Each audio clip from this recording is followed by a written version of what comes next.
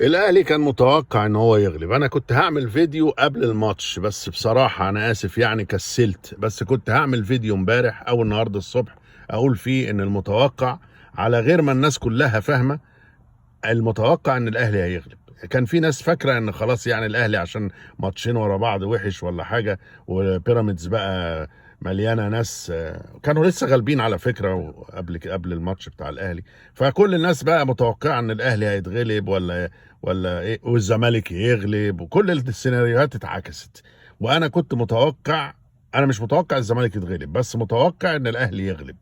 ليه؟ لان الاهلي طالع من ماتش سيء، ومش عايز يخلي الحكايه دي تكمل، يعني تفضل الصوره بتاعته ان هو مش جيد يعني.